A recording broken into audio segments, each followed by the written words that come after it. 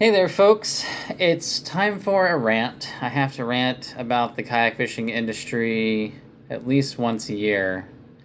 And I figured us coming off of ICAST, this would just be as good a time as any to express my displeasure with the continued trajectory of the kayak sport fishing industry. It's just getting absolutely ridiculous, and ICAST, which has traditionally been the time when these brands release new kayak models, it just seems to get worse every year. And the trend is bigger, heavier, more geared towards motorization, and more geared towards bass anglers exclusively who are willing to shell out a lot of money on a piece of plastic and tricking it out with several $1,000s in motors and electronics in pursuit of ditch pickles. It's the industry's just lost its freaking mind. But hey, let's dig into it. Let's talk about some of the things I saw from ICAST. Mostly stuff I'm not too excited about, but a couple things that are worth noting. All right, so I got my little cheat sheet here. I also got my Jesus juice because I need it after dealing with this. So let's get started. We have to talk about Hobie, right? Because they are the brand that made kayak fishing a thing with their innovative Mirage Drive, which is still very reliable, except for the 360, which is very unreliable and still has lots of problems. I think they released a new model this year of the 360 drive to try and address all the other problems with the previous iterations of that drive system, and everybody I know who has one has had it fail on them at some point. Yeah, they're charging more for the better design, so, but is there anything that's not going up in price? I don't know. I guess Arizona iced tea is still 99 cents in lots of places. So the big news, it hasn't been officially announced by Hobie yet, but there's a lot of chatter online and in the dealerships. They're going to terminate and cancel the Hobie Revolution line of kayaks. I feel like the reason I'm hearing this is they say the sales have declined on it. It's slumped, right? It's a fast, narrow kayak. It isn't the most stable. You can't stand in it. But it is beloved by many anglers on the West Coast here because it's perfect for Puget Sound and punching off through our surf and targeting offshore lingcod, halibut, rockfish, salmon, etc., etc.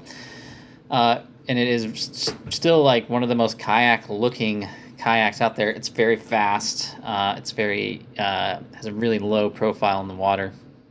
My first pedal drive fishing kayak was a Hobie Revo 13, and I had several models. I loved it. I had some problems with the Mirage drives breaking, but that's just because I put a lot of miles on them. Yeah, so if that's true, that really sucks. I kind of feel like Hobie engineered the failure of this line of kayaks. I mean, they updated the Outback. They put gear tracks on it. They blew out the stern well a little bit more, added that handle, making it easier to lift in the back. I mean, all the improvements that they made to the Outback were really nice. They never did anything like that with the Revo. They just let that line of kayaks just stagnate. It didn't even have gear track standard. I mean, that's even Pelican kayaks have gear track, and all the junk Chinese brands have gear track. I don't know. People at Hobie, I feel like they have no one else to blame for the lackluster sales in the Revo other than themselves.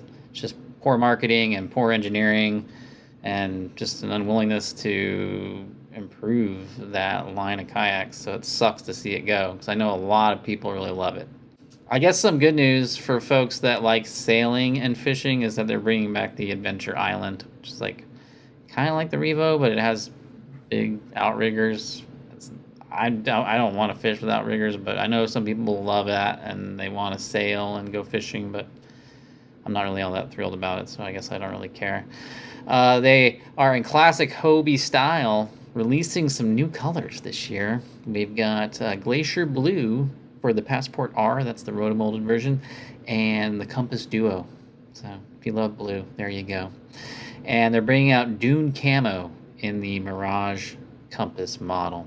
So that's the exciting news from what was once the industry leader. I guess they still are, but I don't know if I can even call them an American brand anymore since they make most of their boats in Mexico. All right, let's move on to the next line in the agenda.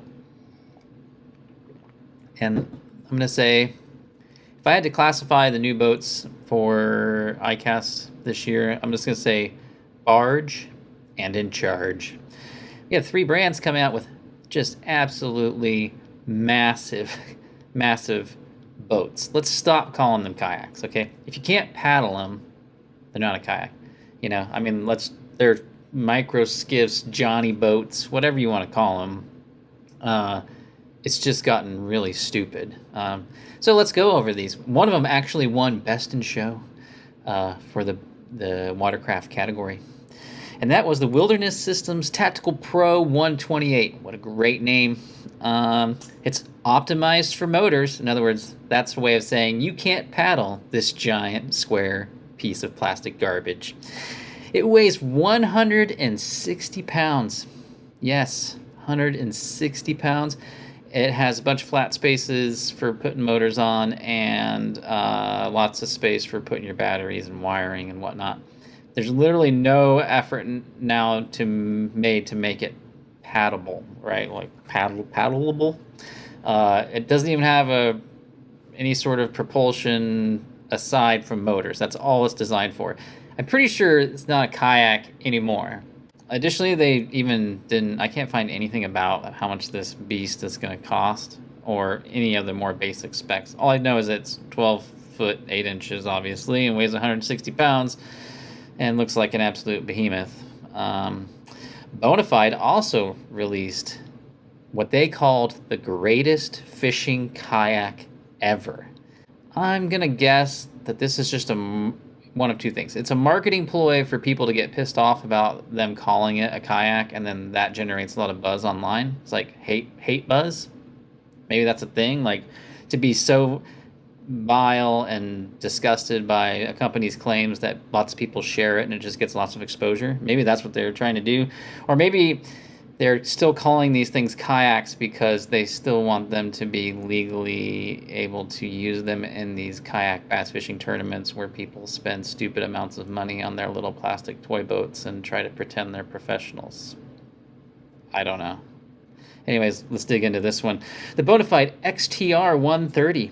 Again, optimized for motors. It can't be paddled. I found this photo on Facebook, and this guy standing in front of it. I realize it's like a forced perspective thing, but I mean, either that guy's an Oompa Loompa or that thing is ridiculous. But it's 13 foot long, 40 and a half inches wide. It weighs 170 pounds. 170 pounds. Yeah, I'm gonna need to trailer that thing. It retails for $2,800. Greatest fishing kayak ever. Or maybe most expensive Johnny boat ever. Let's call it that. Also, Native Kayak. You know, they are big in the bass industry. They rolled out their new Titan X 12.5 Propel. This one at least has pedal propulsion. It's 12 foot 8, weighs 172 pounds rigged. Yikes. I think it's like $3,500. And it's 40 inches wide.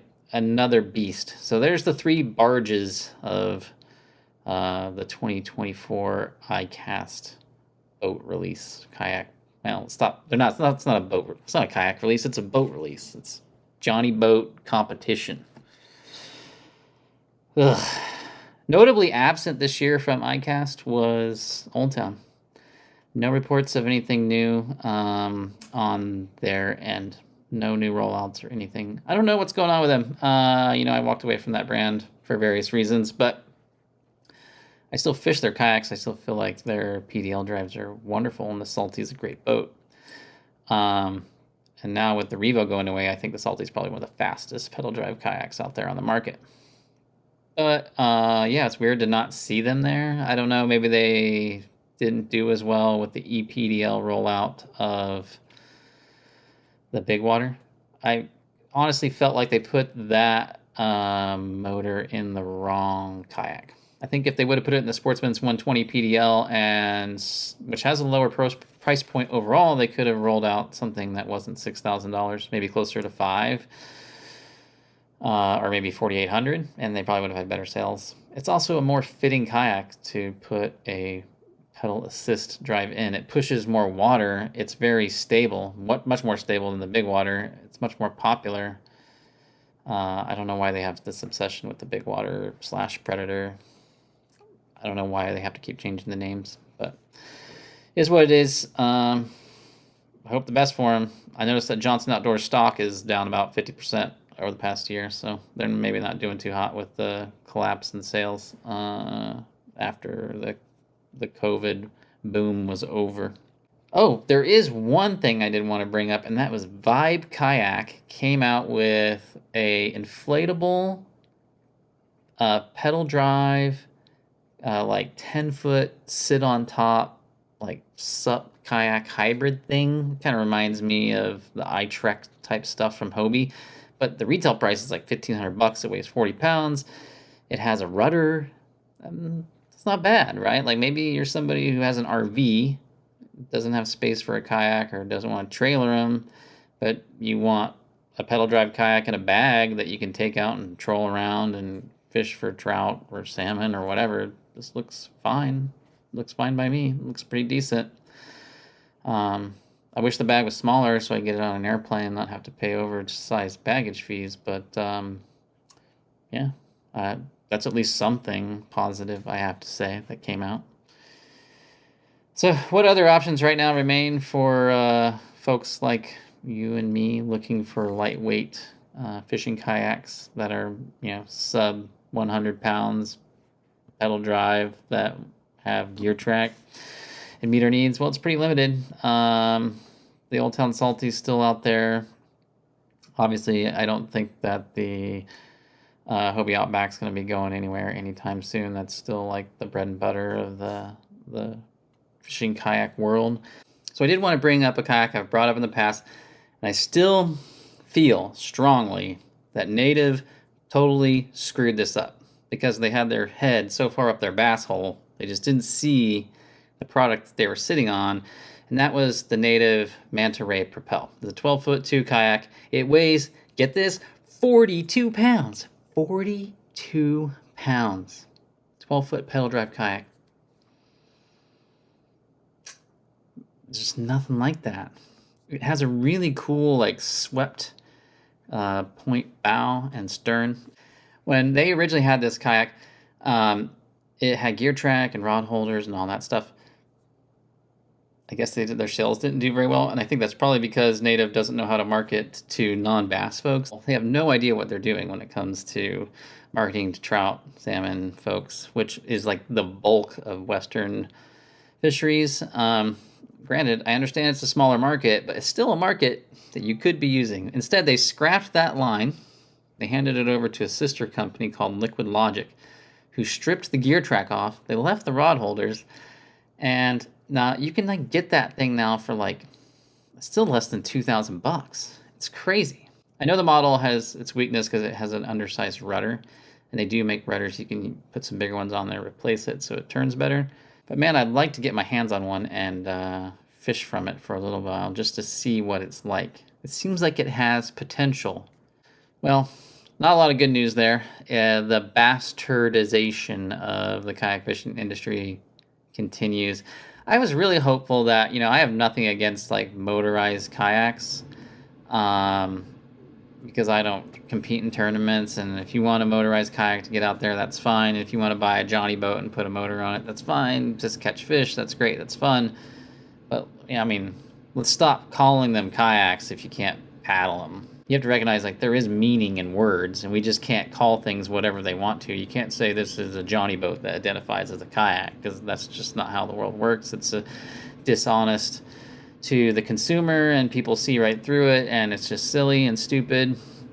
But I really would just like to see like some maturation of the market to, it's swinging so hard to just giant, fat, heavy, slow kayaks. Maybe the margins are better on them, like just bloated kayaks, bloated prices, bloated boats,